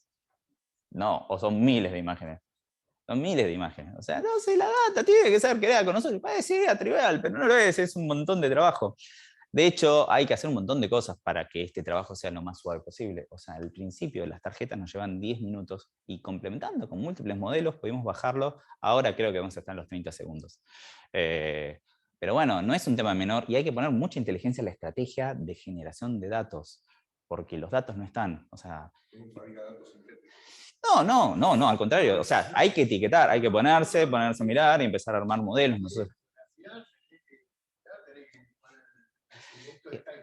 Además, y es muy bonito porque las primeras imágenes parecían modelos, ¿no? Cuando todo esto se empezó a pensar, empezaron a darnos un montón de imágenes y muchas de todas esas imágenes eran en condiciones de un fotógrafo profesional. Estaban buenísimas y vos podías contar todo, podías sacar toda la información que necesitabas. No la gente de marketing que armó esto, pero sí, sí contrató a un fotógrafo profesional, una cámara que tenía todo bien seteado. Después, bueno, si en un momento nos quedamos con esto, mi voz continúa al estilo podcast. ¿Qué? No, todo esto es PyTorch. PyTorch. ¿Eh? Y, ¿cómo se llama? Después vino otra tanda que le sacaron con un celular, pero un iPhone, con lo cual bastante bien. Y ahora lo sacan con un BlackBerry Pi con una lente ojo de pez. Con lo cual yo lo miro y me dan ganas de llorar. Pero bueno, todo eso va degradando el modelo, con lo cual necesitamos constantemente hacer este famoso ciclo que muchas veces no se menciona, pero es terriblemente importante en estos mundos cuando no están etiquetados, que es el tema del Active Learning, algunos lo llaman Continuous Training, otros lo llaman Human in the Loop, que es decir, ok, no tengo todos los datos, pero tengo que empezar. De hecho, los modelos, nosotros les bajamos los tiempos del entrenamiento porque nos apoyamos de otros modelos que vieron anteriormente. Entonces lo que nosotros en realidad ahora estamos es en la corrección del mal etiquetado que tienen los modelos más viejos. Y eso es constantemente en la rueda. O sea, esto es empezar. Esta no es tal cual porque no es necesariamente no etiquetada, pero viene una imagen, la imagen es controlada por un operador, el operador determina cuál es la cantidad de píldoras, y esas píldoras no son correctas a nuestra predicción, pasa a toda una gran tubería que es preciosa porque tiene un montón de ingeniería de datos para llegar a una interfaz gráfica donde una persona y los chicos que trabajan conmigo corrigen el etiquetado. Este tema del Active Learning creo que es de las cosas que poco se mencionan porque no hay otra forma de atacar este tipo de problemas donde el dominio es completamente nuevo, donde los datos tienen que ser completamente nuevos y que la capacidad de poder etiquetarlos tenés que bajarla a su máximo posible porque si no, no podés llegar a cubrir la cantidad necesaria de imágenes que vas a necesitar. Y además hay otra etapa que todavía no la desarrollamos, pero es importante que la sepan porque nosotros somos personas que cuentan cosas importantes, creo. Es qué va a pasar en el futuro. ¿Qué va a pasar cuando tengamos 20.000 imágenes al día? Que tampoco van a ser incluso supervisadas, porque ahora podemos contar con un operador que nos las cuente, ¿no? Y decimos, ok, acá le pifiaste en una pastilla, acá le pifiaste en 50 pastillas, acá le pifiaste en 3 pastillas. Pero en el futuro, ¿cómo vamos a seguir mejorando el modelo cuando eso no esté? ¿Cómo vas a seleccionar de esas 20.000 imágenes que indudablemente son imposibles de seleccionar y de etiquetar de forma inteligente? Obviamente no tenemos la respuesta final, pero sí tenemos potenciales caminos para realizar que tienen que ver con ver los thresholds de cada una de las imágenes de las predicciones en función de la similaridad que tiene esa imagen con otras nuevas imágenes y poder realizar eso. Pero, sí. No, eso lo usa, en la empresa se usa un montón para todo lo que es el tema de ads, pero nosotros no estamos usando en eso. Hay un, bueno. Es uno de los mecanismos más exitosos de Puede ser, sí. Yo en este caso no lo estamos utilizando. Puede ser que sí. Yo no lo tendría que evaluar para decirte realmente si se aplica o no. Nosotros no lo evaluamos. Igual sería cuestión de tomarlo. Bien, y ya creo que no nos queda mucho más. Sí, quiero, como última mención, creo que hoy nos vamos tempranito a casa, es que todo esto es fascinante, ¿no? Creo que es un caso fascinante todo lo que vimos hasta acá. Y si bien para mí mi corazón está en los layouts y la forma y la identificación, quizás en realidad nada de eso es lo terriblemente importante, sino es la parte de la toma de decisiones. Yo tengo una analogía que no sé qué tan políticamente correcta sea sobre los modelos, y es que para mí los modelos son como el Fernet, ¿no? El modelo es la botella de Fernet, el Branca. Pero de ahí a tener un buen Branca, perdón el chivo, me están pagando, a tener un Fernet bebible y tomable, hay un paso largo, ¿no? O sea, ¿qué necesitas? El vaso, que tiene que ser el culo de una botella, lo posible, porque si no otro vaso está mal. Tenés que tener el hielo, ¿qué más tenés que tener? La coca. ¿Cualquier coca sirve? No, ¿quién dijo que sí? Y además necesitas al cordobés que te lo haga, porque el cordobés es el que lo hace bien, ¿no? Sí, no sé qué hace, pero la espumita que le queda a los cordobeses es distinta que la que nos queda a nosotros. Por ahí. ¿Qué? El hielo debe ser que lo que tenga. Ahora ya sabe que tiene el hielo, debe tener medicinas de las que estamos acá. Entonces, la parte más importante y de las cuales creo que yo aprendí mucho más, se encuentra en que los flujos de decisión para un problema de este tipo son muchísimo más complejos de lo que son habituales. Ya estábamos más acostumbrados a flujo de riesgo. Un flujo de riesgo, uno sabe tranquilamente cuáles son los 3-4 puntos de incertidumbre y cuáles son los puntos donde aplican las políticas. Lo mismo pasa con el marketing. En el marketing es mucho más sencillo. De hecho, ahí, bueno, la empresa tiene toda una capa de no necesitar al ser humano a la hora de tomar el marketing, con el tema de Mixilo, que es un producto que se está desarrollando. Pero en esto es distinto. O sea, acá fluyen muchos modelos. O sea, para el modelo de pill counting, hoy tenemos 2 y probablemente terminamos teniendo 3 o 4 modelos para poder contar de forma eficiente las píldoras. Tenemos 2 o 3 OCRs, tenemos la parte no determinística de lo que es el tema de los layouts. Tenemos muchas cosas, o sea, son muchas pelotas que están en el aire tratando de determinar una verdad. La decisión es el paso de lo que determina uno o múltiples modelos a la acción que debe ser tomada.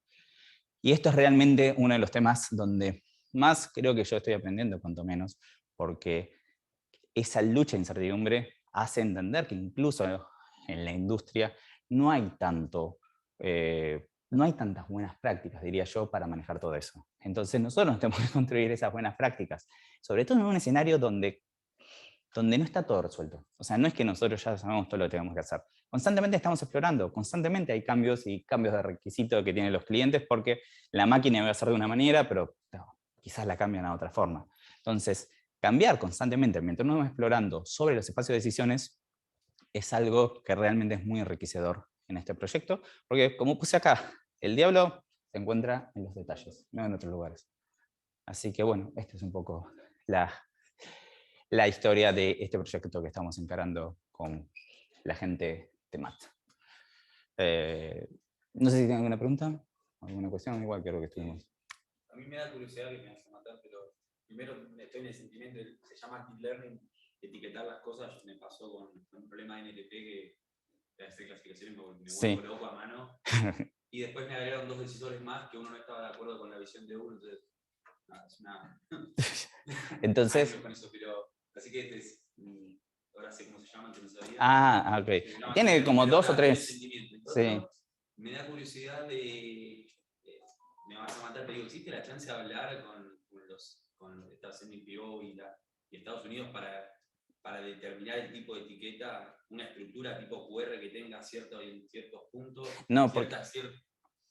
como para decir, bueno, perfecto, esto es lo que hay hoy, sí. Pero un proyecto de ley que diga, mira, esto es importante.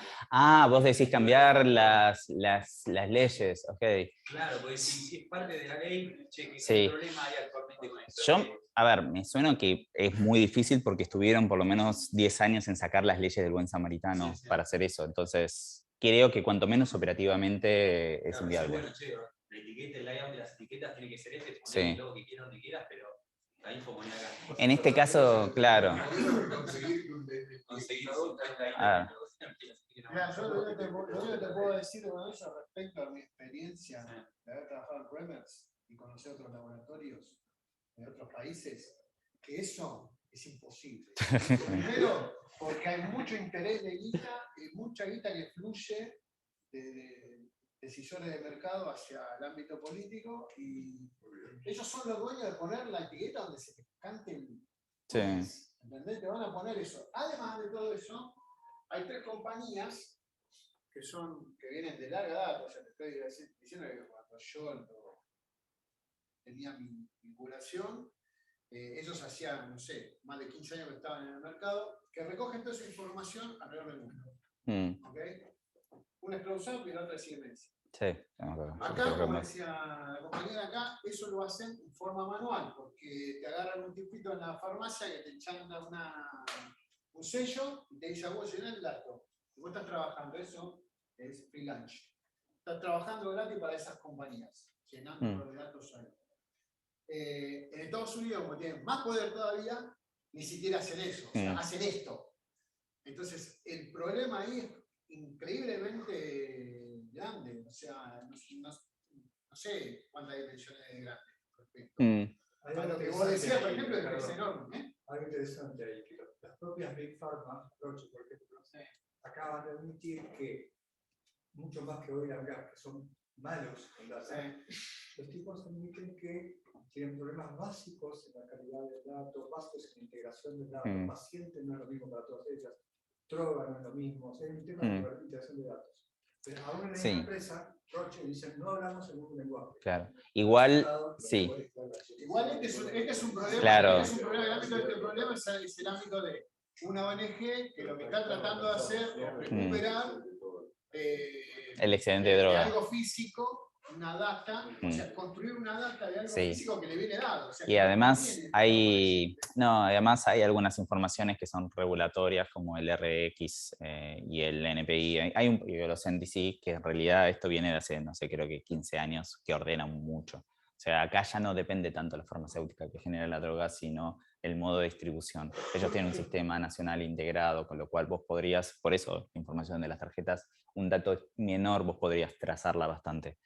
Eso acá no existe, de hecho por ley es muy complejo de realizar, pero en Estados Unidos vos tenés una trazabilidad un poco más estricta de las drogas. Lo que no tenés, bueno, es el resto, o sea, las formas. No tenés ahí un montón de cosas que no sabemos, pero bueno, el escenario es bastante propenso a que esto se pueda realizar.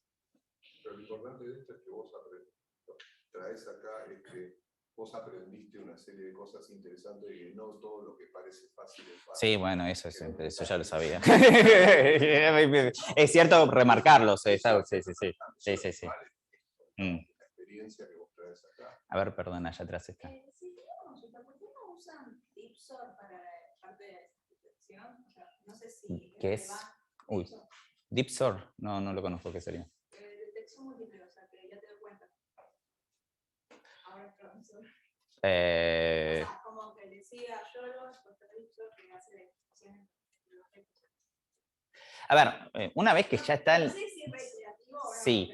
A ver, el problema en realidad nosotros, o sea, no contar las cosas una vez que pasa con YOLO es casi trivial para nosotros. Nosotros no estamos contando o no estamos aplicando YOLO muy complejos. Entonces, una vez que salió el resultado de YOLO, ya es para nosotros trivial el conteo. El problema es lo que interpreta YOLO, que bueno, necesita muchos datos. O sea, lo que pasa es eso, nada más que se necesitan muchos datos y constantemente hay que estar remando y siguiendo a la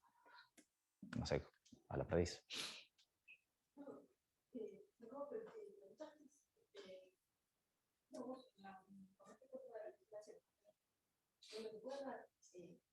Kilos y kilos de información al respecto, empresa o esa información parlamentaria. Tenés que ir a Palacio o Plana. Para asociar mañana, información parlamentaria. Tenés que encontrar toda la información sobre eso. Bueno,